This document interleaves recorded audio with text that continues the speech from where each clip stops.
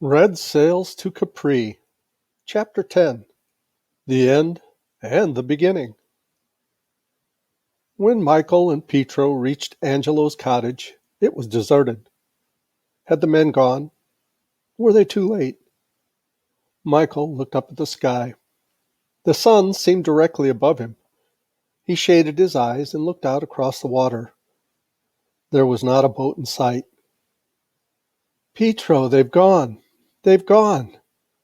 Michael's voice cracked and he ended with a sob. Exhausted, he dropped to the ground. His one chance for a real adventure was over. After weeks of hoping and dreaming and planning, he had missed it by a few minutes, perhaps even a few seconds. They've gone, he repeated dully. Gone. Gone? Pietro looked at him. Where have they gone? Where? To the cove, of course. What cove? What cove? Yes. Pietro, I told you all about it as we came down the mountain. Pietro laughed. You told the wind, Michael, not me. All I heard was a jumble of words, and one strange word I never heard before. Phil, philosophy. Was that it, Michael? What does it mean, this philosophy? Michael shrugged his shoulders. That is what all of us were supposed to find out today. What? Pietro stared at Michael. We were going out in boats to find the meaning of a word? Who was to tell us? The fish? No, the cove. What cove? The cove. The cove? Pietro shook his head. This was too much for him. To go to the cove was bad enough, but to go there in order to find the meaning of a word. Pietro looked around him. There were no boats, no sign of anyone any place. Angelo's cottage looked as it always looked. He'd probably gone fishing. Nothing more. Michael? Yes, Pietro? Michael, I don't think anyone has gone any place. I think this is something you dreamed last night. Too much spaghetti, perhaps. Michael sat up.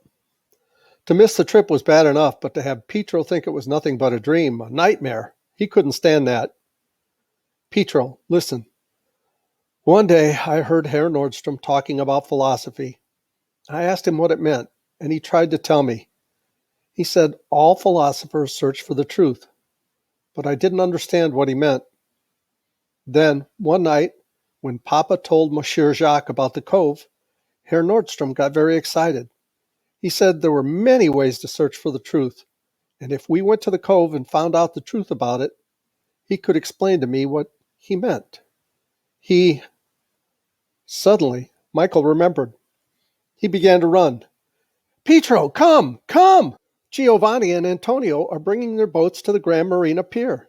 Perhaps we can catch them there. Michael stopped talking. He needed his breath for running. There was none left over for words. The pier was only a short distance from Angelo's cottage, but one had to be half-fish to get there.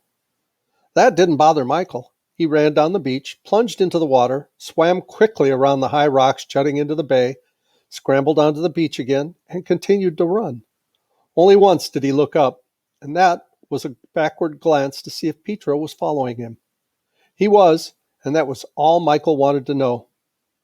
He ran, his eyes glued to the sand. The beach was covered with rocks and boulders, and he couldn't afford to fall or stumble. There was no time for that. Finally, he allowed himself to look up.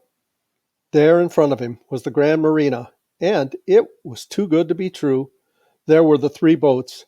There were the three guests. There were his father and Angelo. He stumbled now, but it didn't matter. Half running, half falling, he hurried toward them. Michael!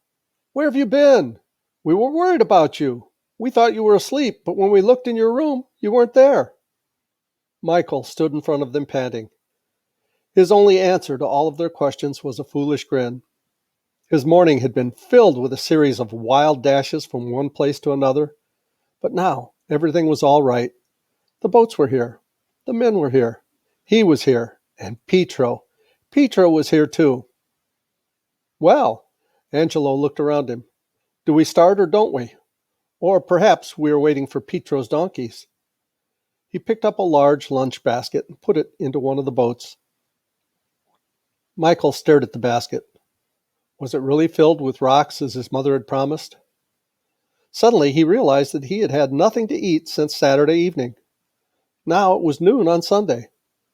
Michael thought of his morning. He had run from the inn to Angelo's cottage, from Angelo's cottage to Petro's house, from Petro's house to the top of the mountain, from the top of the mountain to Angelo's cottage, from Angelo's cottage to the Grand Marina. He was sure he had never been so hungry in all his life. Papa? Yes, Michael. What's in the basket? I don't know, Michael. Your mother handed it to me just as we were leaving. I haven't had time to look inside. Papa, may I look and see? Look, look, of course you can look. But you know what your mother said. A basket full of rocks. Michael lifted the white cloth that covered the basket and peered inside. Fresh bread and cheese, smoked fish and olives, grapes and oranges. Papa, look! Signor Pagano lifted the white cloth as Michael had done. Michael, he said slowly, I think Mama understands after all. Michael tried to swallow the lump in his throat, but the more he swallowed, the larger it grew. Here, Signor Pagano reached into the basket and broke off a piece of bread and some cheese. Here, Michael. You are hungry, yes? Yes. Michael took the bread and cheese gratefully. But even after he had eaten, the lump was still in his throat. He knew it would take more than bread and cheese to make it disappear. Well, Angelo waved his hands in the air. Do I get some help or don't I? Are you going to stay here all day talking and eating? Soon, perhaps, tea will be served, and someone will arrange a bouquet of flowers. Meanwhile, the sun does not stand still, and the tide doesn't either. Michael jumped out of the boat. What is it, Angelo? What can I do to help? Angelo pointed to a large iron kettle filled with tar. Here, put this in the first boat. Michael stared at the kettle. Angelo, what do we need with a kettle of tar? To burn. To burn? Of course. To burn for light inside the cave. But we have torches. Torches! A torch in a cave is as reliable as a snowflake in an oven. Listen, Michael, do not let the lunch basket of your mother's fool you. This is no holiday outing. We are going into a cove where no one that we know has ever been before. Then, we are going into a cave that has the ocean for a floor and an opening so small, I'm not even sure these small boats will be able to get through it. Who knows what winds blow inside that cave? What currents? What drafts? Who knows how strong they will be? Who knows what we will find there? And whatever we find, I want to see it. This kettle of tar, once it is lit, only the devil himself will be able to blow it out. Only the devil himself! Michael stared at the kettle. It looked like a witch's cauldron and smelled worse. It was like a symbol of evil. When Angelo lit the tar and the bright flames leapt up, what would they show inside the cave? A few minutes later, the boats were loaded. Silently, they took their places. Herr Nordstrom and Angelo were in the first boat, Monsieur Jacques and Lord Derby in the second, Signor Pagano, Michael, and Pietro in the third. Silently, they picked up their oars. Silently, they began to row. The water splashed against the boats. The oars rose and fell and rose again. No one said a word. There was nothing to say. All the talking was over. Only the doing remained. When they were almost at the cove, Angelo pulled in his oars and listened. Not a sound came from the cave. Ah, Herr Nordstrom looked pleased. I hear nothing. Do you hear anything, Angelo? Nothing. Well, that's good, eh, Angelo? I don't know. You don't know? Why not? It is too quiet. Too quiet? Listen to the man. First, you tried to frighten us with tales of moaning and groaning, of clanking chains and grating doors. Now you're trying to make us afraid of the silence. Angelo shook his head. All silence is not good, Herr Nordstrom. just as all noise is not bad. But silence. Who can be afraid of silence? It is nothing. There can be a reason for silence, Herr Nordstrom, just as there can be a reason for noise.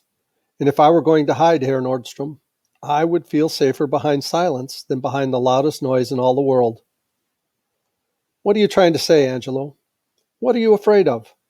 What do you think is waiting for us in the cave? Angelo shrugged his shoulders. I know no more about the cave than you do, Herr Nordstroms. I've told you that no one knows about it. I can only say this.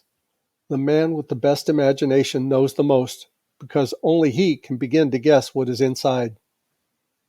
Angelo shuddered.